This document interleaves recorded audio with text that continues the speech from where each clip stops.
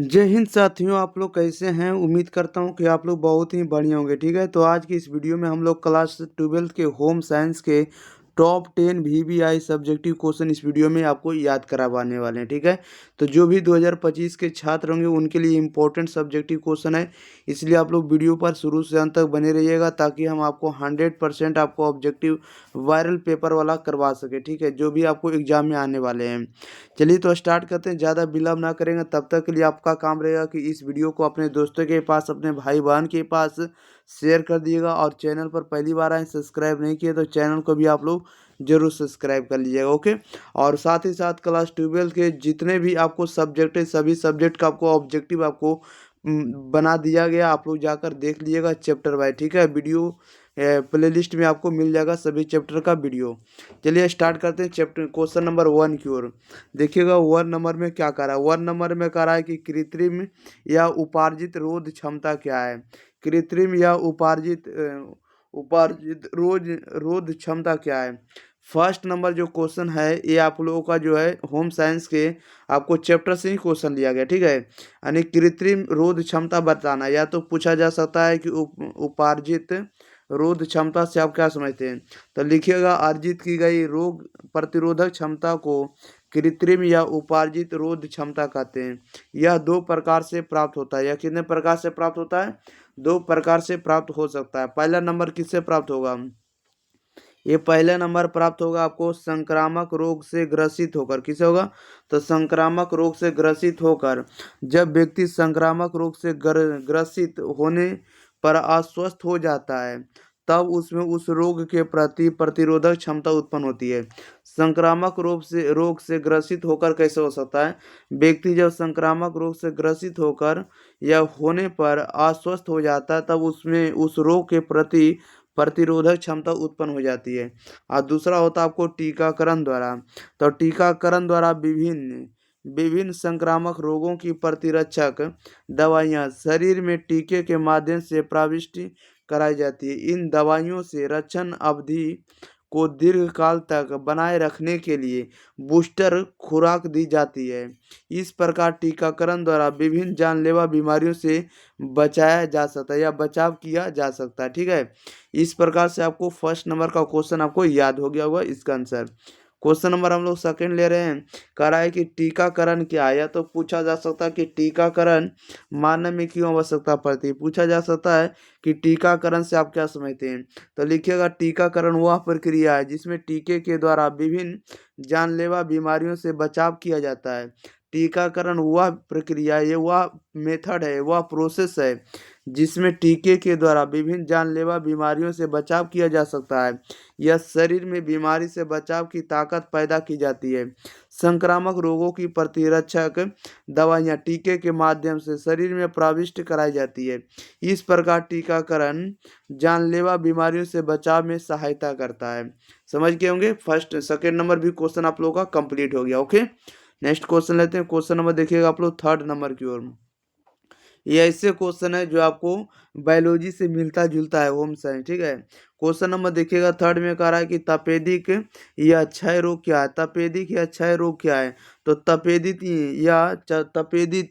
या क्षय रोग वायु द्वारा फैलता है। ये जो रोग है, तपेदिक जो रोग होता है, ये वायु द्वारा फैलने वाला है, एयर द्वारा फैलने वाला रोग है।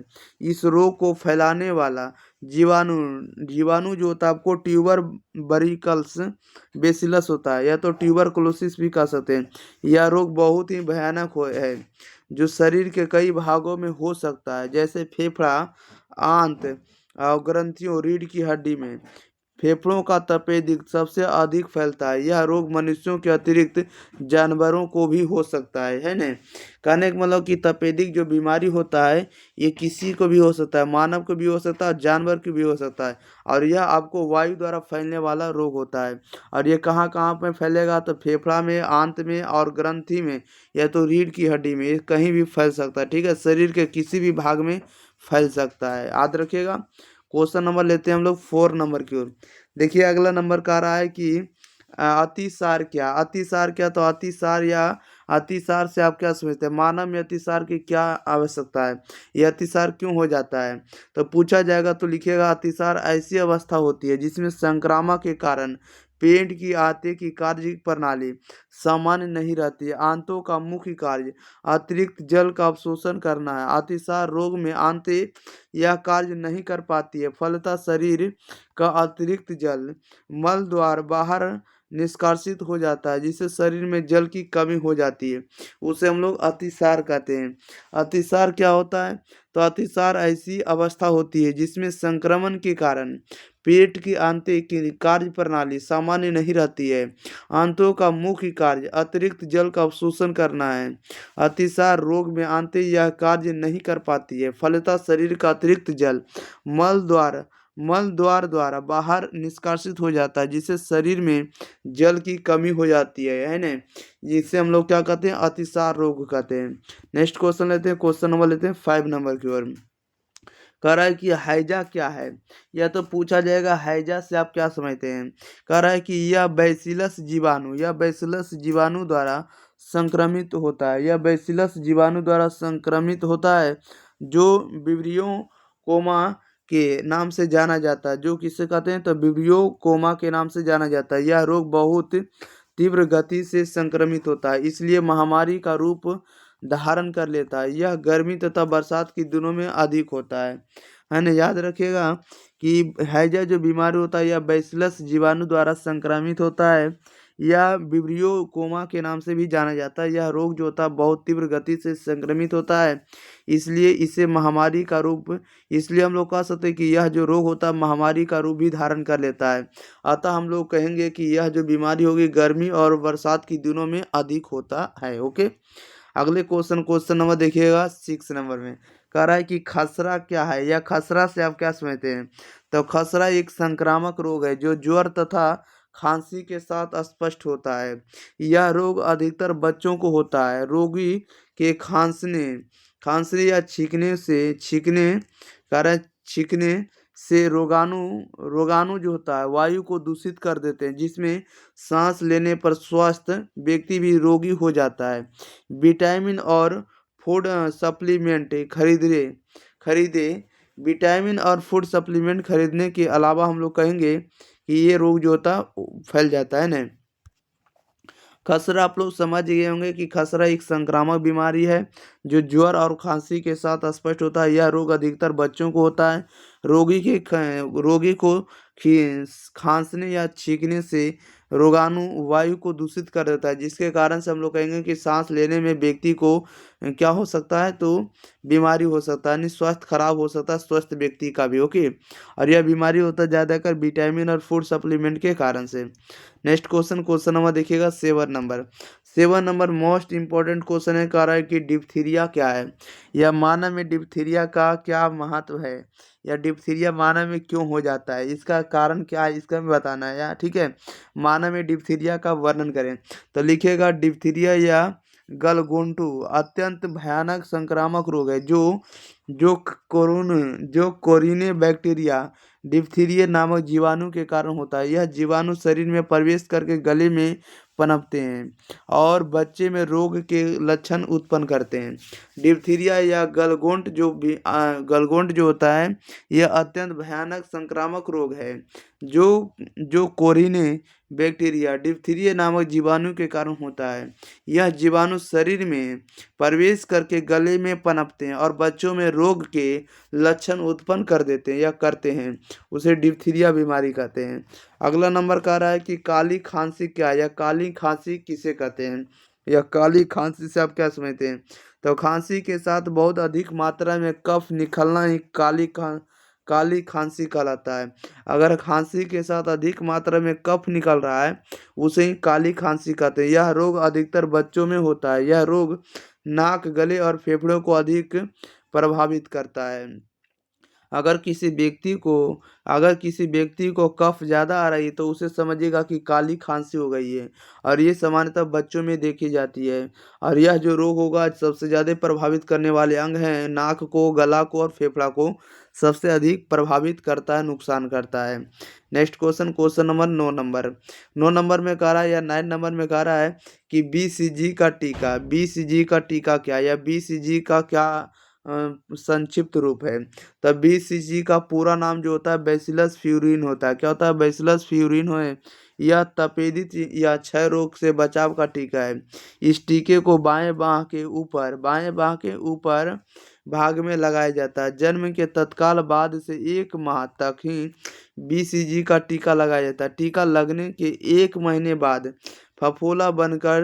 फफोलानी घाव बनकर टीका पक जाता है और स्वतः ही क्या हो जाता है, झड़ जाता है या फूट जाता है या बह जाता है। इस पर दवाई लगाने की आवश्यकता नहीं होता। टीका लगवाने वाली जगह जगह ना पके तो डॉक्टर से अवश्य परामर्श करना चाहिए। कहने का मतलब कि बीसीजी का टीका क्या था, बीसीजी का जो पूरा नाम होता है बैसिलस फ्यूरिन होता है। ओके, यह तपेदिक या क्षय रोग से बचाव के लिए दिया जाता है और ये टीके को जो है बाएं बाह के ऊपर लगाया जाता है। जन्म के तत्काल बाद 1 माह तक ही बीसीजी का टीका लगाया जाता है। जन्म के 1 महीना के अंदर इस टीके को लगाना आवश्यक है और टीके लगने के 1 महीने बाद वहाँ पर एक आपको घाव उत्पन्न होगा और वो टीका पक जाएगा, जो स्वयं ही आपको फूट जाएगा और जिसको दवाई लगाने की कोई आवश्यकता नहीं है। अगर टीका जहाँ लगा है, टीका लगाने वाले जगह पर अगर नहीं पके तो उसे डॉक्टर से अवश्य परामर्श लेना चाहिए, सलाह जरूर लेना चाहिए। चलिए क्वेश्चन नंबर लेते हैं हम लोग 10 नंबर की ओर। 10 नंबर में कह रहा है कि डीपीटी का टीका क्या है। डीपीटी का टीका क्या है या डीपीटी का टीका से आप क्या समझते हैं। तो डीपीटी टीका का 3 रोगों से बचाव के लिए दिया जाता है। डीपीटी का टीका जो है 3 रोगों से बचाव के लिए दिया जाता है। डी से डिप्थीरिया हुआ, पी से आपको क्या हो गया तो पायरिटिका हुआ जिसको काली खांसी कहते हैं, और टी से आपका क्या हुआ तो टेटनस हुआ। याद रखिएगा, यानी डिप्थीरिया, काली खांसी और टेटनस, ठीक है, ये तीनों रोगों के लिए आपको डीपीटी का टीका लगाया जाता है।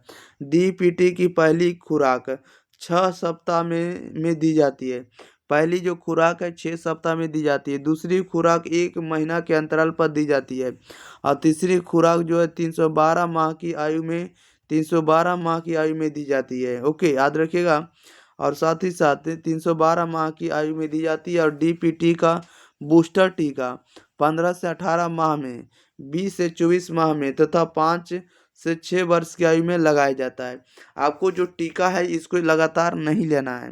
कहने मतलब पहला टीका आपको 6 सप्ताह में लेना है, दूसरा खुराक जो लेना आपको 1 माह के अंदर लेना, 1 महीना के अंदर। इसके बाद तीसरा खुराक लेना 312 दिन के अंदर, ठीक है। ये आपको खुराक है। और साथ ही साथ ये जो होगा आपको 3 रोगों के बचाव के लिए दिया जाता है, यानी डिप्थीरिया हो गया, काली खांसी हो गया या तो टेटनस हो गया, ये इसके लिए आपको डीपीटी का टीका लगाया जाता है। ओके, याद रखिएगा, आप लोगों को याद हो गया होगा। चलिए, तो इस वीडियो में जितना आपको सब्जेक्टिव क्वेश्चन बताएं सभी आप लोगों को याद हो गया होगा 100%। तब तक के लिए आप लोग इस वीडियो को अपने भाई बहन के पास शेयर करिए और चैनल को अगर आप लोग सब्सक्राइब नहीं किए तो सब्सक्राइब जरूर करिएगा, ठीक है। अगर आप लोगों का अगर कुछ भी मत रहता है, अगर आप लोगों के अंदर कुछ भी सलाह रहता है तो आप लोग जरूर कमेंट बॉक्स में लिखकर हमें बता सकते हैं ताकि हम अगले वीडियो में उसका निवारण कर सकें। ओके, तो मिलते हैं अगले वीडियो के साथ, तब तक के लिए thank you for watching this video, धन्यवाद।